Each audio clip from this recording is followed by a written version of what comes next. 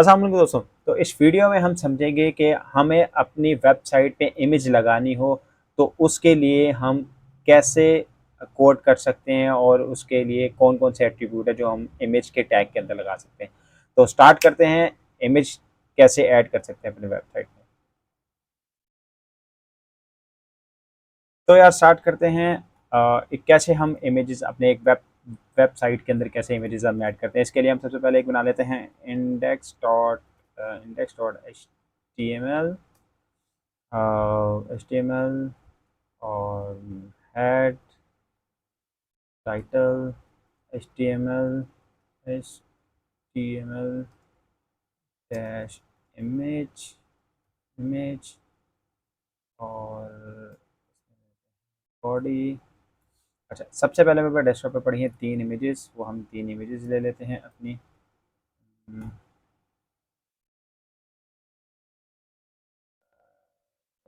Images को हम drag कर लेते हैं यहाँ पे अपने फोल्डर के अंदर। और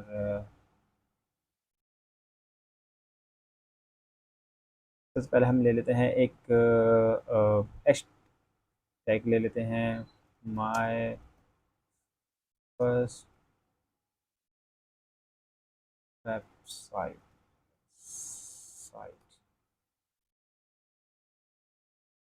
और इसको रन कर लेते हैं अपने सर्वर प्रीव्यू के लिए। इमेज के लिए आपने सबसे पहले करना क्या है, इसका एक टैग होता है एम आई एम जी। ठीक है, इसमें हमारे पास 2 एट्रीब्यूट मिलते हैं। सबसे पहले हम देखते हैं S R C. S R C से मुराद होता है कि हमें वो पाथ देना है अपनी इमेज का जो कि हमें वेब पे शो करनी होती है। तो इसमें हम मैं कर लेता हूँ इमेज 1। तो अब इमेज देखोगे आप, हमारे जो भी हमारा ब्राउज़र है उस पर कहते हैं इसमें हम एक ऐड जो अपने जो भी लेआउट के हिसाब से हमारी जो भी इमेज का साइज़ होगा उसके लिए हम एट्रीब्यूट ऐड इसमें एक ऐड करते हैं वेट एट्रीब्यूट। आपको आइडिया होगा कि एट्रीब्यूट में जो भी हम जिस टैग पे जो भी हमारे एट्रीब्यूट होते हैं उससे हम उस टैग की यानी कि प्रॉपर्टी इन्हांस कर सकते हैं, हम उसको और मॉडिफाई कर सकते हैं। तो यहाँ पे मैं जैसे दूंगा 200 पिक्सल। तो आपने देखा इसकी विड्थ भी और हाइट दोनों ऑटो। अब मैं अपनी मर्जी के हिसाब से इसकी हाइट भी दे सकता हूँ, बट अगर मैं यहाँ पे कर देता हूँ 300, मैं कर देता हूँ 300, तो आप देखोगे इसकी जो जो विजिबिलिटी वो ख़राब हो गई है। तो इसलिए या तो आपको इसको अपने हिसाब से जो इसकी डायमेंशन है उसके हिसाब से ही इसको आपने चेंज करना है। आपको डायमेंशन पता होना चाहिए, नहीं तो या तो आप अपनी विड्थ डिफाइन कर दें। तो विड्थ के हिसाब से हाइट इसकी ऑटो सेट होगी और अगर हाइट करेंगे तो इसकी विड्थ ऑटो एडजस्ट हो जाएगी। ठीक है, तो इसलिए हम विड्थ दे देते हैं और हाइट को हम हटा देते हैं। इसको हम कर लेते हैं थोड़ा 450 कर लेते हैं ताकि इमेज थोड़ी सही नज़र आ जाए। 500 कर लेते हैं, 500। ठीक है। अच्छा, अब इसके बाद एक टैग होता है इसमें, एक एक एट्रीब्यूट होता है ऑल्ट का। ऑल्ट यार ये बहुत इंपॉर्टेंट इसका इमेज का एट्रीब्यूट है। अब आपने देखा होगा मैं कहता हूँ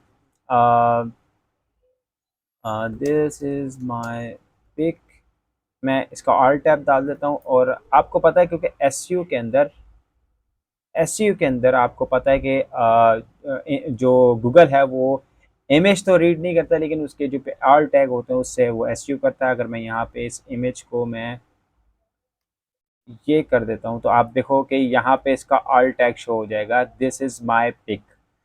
तो यार आपने करना है कि आपने आपने ऑल टैग एस यू के लिए बहुत अच्छा होता है। आपको ये ऐड लाजमी करना चाहिए, इसके बारे में पता होना चाहिए कि ऑल टैग क्या करता है।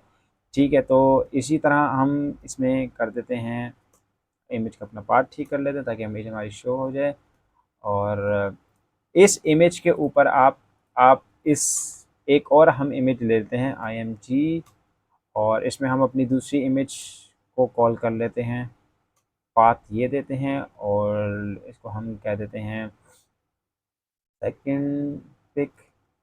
ठीक है, और इसी तरह इसको हम वेट दे देते हैं, वेट फिर हम दे देते हैं 500 इसको भी, ताकि समझ लो। अच्छा, अब इसमें हम एक बी आर का भी टैग ले लेते हैं।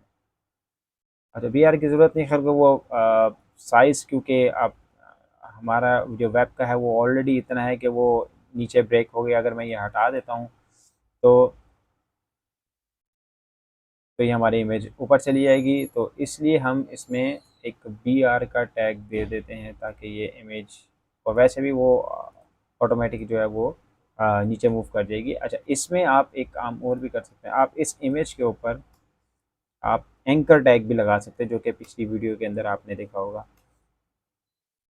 Anchor tab. और इस एंकर टैब में जहाँ हम टाइटल देते थे, वहाँ पे हम इस इमेज को ले जाएंगे, कट करके आप इसको ले जाओ यहाँ पे इमेज के अंदर, और इसको फॉर एग्जांपल हम इसको दे देते हैं,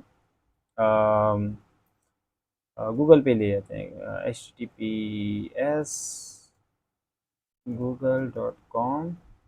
तो अब आप देखोगे कि इसके ऊपर मेरे पास एक देखिए जो कर्सर हमारा वो चेंज हो गया, क्योंकि इस पर एंकर लग चुका है। अब अगर मैं इसको एक और काम करता हूँ, ये मेरा पेज, मैं कहता हूँ कि मैंने हमने एक और इसके एट्रीब्यूट पढ़ा था, टारगेट अंडरस्कोर ब्लैंक, आपने ये लगा देना, ताकि आपका ये पेज स्टिल यहीं पे रहे। नहीं, मैं क्लिक करूँगा तो देखो यहाँ से गूगल पे चला गया। जैसे हमने टेक्स्ट पे लगाया था, वैसे ही हम एंकर इस पे भी, इमेज पे भी लगा सकते हैं। तो इसी तरह आप एक और इमेज, और इमेज, इसी तरह आप पीएनजी लगा सकते हैं, जेपेक लगाते हैं, गिफ लगा सकते हैं। गिफ जैसा कि आपको पता है कि इसकी भी विड्थ दे देते हैं, ताकि ये हमें नज़र आ जाए। आपने देखा कि ये गिफ हमारी इमेजेस यहाँ शो हो गई, इमेज शो हो गई है। इनको 400, 400 और 400, तो ये देखें गिफ भी हमारे पास शो हो गई। तो आपने यहाँ एसआरसी में उसका पाथ देना, इमेज का पाथ देना होता है, जो आपने अपने ब्राउज़र पे शो करनी होती है, जो अपने वेबसाइट पे अपने ऐड करनी है।